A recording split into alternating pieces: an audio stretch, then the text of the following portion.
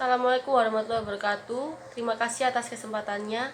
Di sini saya Elsa Alfarizi, NIM 2017-210799 akan mempresentasikan hasil metodologi penelitian saya yang berjudul Pengaruh Orientasi Masa Depan, Gaya Hidup dan Pengalaman Investasi terhadap Perencanaan Dana Pensiun. Di sini saya akan menjelaskan tentang latar belakang. Pada dasarnya, masyarakat Indonesia mayoritas penduduknya akan mengalami masa pensiun, masa di mana seseorang seharusnya bisa menikmati hasil jerih payah selama ini yang tidak dapat dilakukan ketika menjadi seorang pegawai atau karyawan seperti sebelumnya. Tujuan penyelenggaraan program pensiun ditinjau dari kepentingan perusahaan atau pemberi kerja, dan terdapat dua aspek, yaitu yang pertama aspek ekonomi dan yang kedua aspek sosial. Aspek ekonomi meliputi loyalitas dan kompetisi pasar tenaga kerja, sedangkan aspek sosial meliputi kewajiban moral, di mana perusahaan berkewajiban moral untuk memberikan rasa aman kepada karyawan pada saat mencapai usia pensiun atau purnakarya. Artinya, perusahaan mempunyai tanggung jawab sosial tidak hanya pada karyawannya pada saat yang bersangkutan tidak mampu bekerja, tetapi juga pada keluarganya pada saat karyawan tersebut meninggal dunia. Selanjutnya saya akan menjelaskan tentang kerangka pemikiran. Yang pertama yaitu orientasi masa depan. Menurut Nurmi, tahun 2009, orientasi masa depan merupakan fenomena yang luas yang berhubungan dengan bagaimana seseorang berpikir dan bertingkah laku menuju masa depan yang dapat digambarkan dalam proses pembentukan orientasi masa depan secara umum. Dibagi menjadi 3 tahap, yaitu yang tahap pertama, tahap motivasi, yang kedua, tahap perencanaan, dan yang ketiga, tahap evaluasi. Lalu selanjutnya yang kedua, yaitu gaya hidup. Menurut Lisnawati tahun 2001, gaya hidup sehat menggambarkan pola perilaku sehari-hari yang mengarah pada upaya memelihara kondisi fisik, mental, dan sosial berada dalam keadaan positif.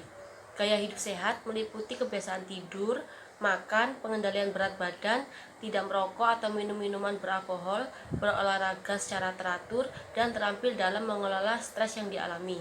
Lalu selanjutnya yaitu pengalaman investasi. Investasi merupakan penempatan sejumlah dana pada saat ini dengan harapan dapat menghasilkan keuntungan di masa depan. Dalam melakukan keputusan investasi, investor memerlukan informasi-informasi yang merupakan faktor-faktor penting sebagai dasar untuk menentukan pilihan investasi.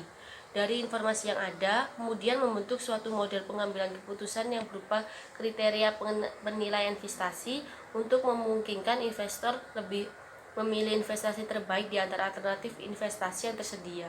Lalu yang ketiga yaitu tentang hipotesis penelitian.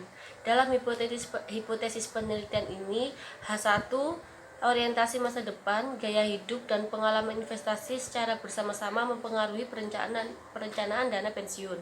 H2 orientasi masa depan berpengaruh positif terhadap perencanaan dana pensiun. H3 gaya hidup berpengaruh secara signifikan terhadap perencanaan dana pensiun.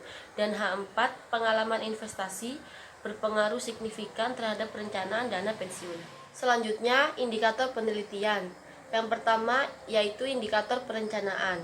Indikator perencanaan meliputi yang pertama kesiapan keuangan untuk dana pensiun, yang kedua standar hidup untuk dana pensiun, dan yang ketiga pengeluaran saat pensiun. Lalu indikator yang kedua yaitu orientasi masa depan,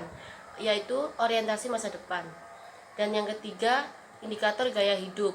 Indikator gaya hidup meliputi yang pertama gaya hidup seputar hangout dan berlibur keluar kota, yang kedua gaya hidup seputar hobi dan perkembangan teknologi, dan yang ketiga gaya hidup seputar pembelian pakaian dan pembelian barang bermerek. Dan yang ketiga indikator pengalaman investasi. Indikator pengalaman investasi berupa berapa lama responden melakukan investasi. Lalu populasi sampel dan teknik pengambilan sampel. Teknik di sini menggunakan purposive sampling atau sampel dari populasi berdasarkan kriteria tertentu sesuai tujuan penelitian. Lalu data dan pengumpulan data. Pengumpulan data menggunakan kuesioner, media sosial, dan Google. Dan yang terakhir yaitu teknik analisis data. Teknik analisis data di sini menggunakan dua analisis. Yang pertama, analisis deskriptif, merupakan suatu metode yang digunakan untuk menggambarkan atau menganalisis suatu hasil penelitian, tetapi tidak digunakan untuk membuat kesimpulan yang lebih luas. Lalu yang kedua yaitu analisis statistik.